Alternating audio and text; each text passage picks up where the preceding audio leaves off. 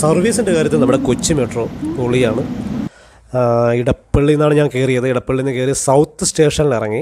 South metro സ്റ്റേഷനിൽ ഇറങ്ങിയപ്പോൾ ഏകദേശം ഒരു മണി ആയിട്ടേ ഉള്ളൂ. 2:20 എനിക്കുള്ള ട്രെയിൻ സൗത്തിൽ നിന്നുള്ളത്. പിന്നെ ഞങ്ങൾ 3 പേരുണ്ട്, ചേച്ചി, ചേട്ടൻ, ഞങ്ങൾ 3 പേരും കൂടി. അപ്പോൾ വിചാരിച്ചൊരു ബിരിയാണി കഴിക്കാമെന്ന് വെച്ച് നേരെ അവിടെ നിന്നൊരു ഓട്ടോയൊക്കെ എടുത്തിട്ട് ബിരിയാണി കടയിലേക്ക് പോയി. ബിരിയാണി കടയിൽ ഞാൻ സ്ഥിരം എറണാകുളത്ത് എപ്പോൾ ചെന്നാലും കഴിക്കുന്നൊരു ബിരിയാണി കടയാണ്. എനിക്ക് ഭയങ്കര ഇഷ്ടമാണ് അവിടുത്തെ ബിരിയാണി. നല്ല ചെറിയ അരിയിൽ നല്ല ജ്യൂസി ചിക്കനൊക്കെയാണ്. ചിക്കനും ബിരിയാണിയും കൂടി ഒന്നിച്ച് വേവിക്കുന്നതാണെന്ന് തോന്നുന്നു. എനിക്കറിയില്ല അതെങ്ങനെയാണെന്ന്. പക്ഷേ എന്നാലും നമ്മുടെ ഈ ഫ്രൈ ചെയ്ത് വരുന്ന ചിക്കൻ ബിരിയാണി പോലെയല്ല ഇത്.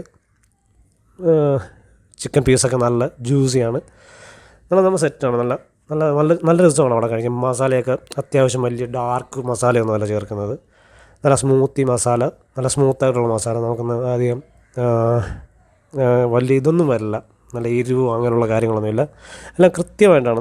നല്ല ടേസ്റ്റാണ് അവിടുത്തെ ബിരിയാണി. അപ്പോൾ അവരാദ്യമായിട്ട് കഴിക്കുകയാണ്. ചേച്ചിയും ചേട്ടനൊക്കെ ആദ്യമായിട്ട് കഴിക്കുകയാണ്. അവർക്കും ബിരിയാണിയൊക്കെ നല്ല ഇഷ്ടപ്പെട്ടു.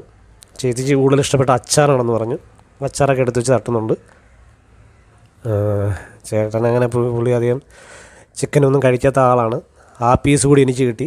എല്ലാം കൂടി ഏകദേശം അത്യാവശ്യം നല്ല ചിക്കൻ പീസ്, അത്യാവശ്യം നല്ല ക്വാണ്ടിറ്റി ചിക്കൻ ഫ്രൈ ചെയ്തുണ്ടാക്കുന്ന ബിരിയാണി എനിക്ക് തീരെ ഇഷ്ടമല്ല. അതിന് എന്താ കഴിക്കുമ്പോൾ എന്താ പറയുക, ഈ ഫ്രൈ ചെയ്ത് അത് കരിച്ചും മോരിച്ചൊക്കെയാണ് ചില ബിരിയാണി കിട്ടുന്നത്. അത് കഴിക്കുമ്പോൾ നമുക്ക് ആ ഒരു ചിക്കൻ കഴിക്കുന്നതിൻ്റെ ഒരു ഫീലും നമുക്ക് തോന്നത്തില്ല.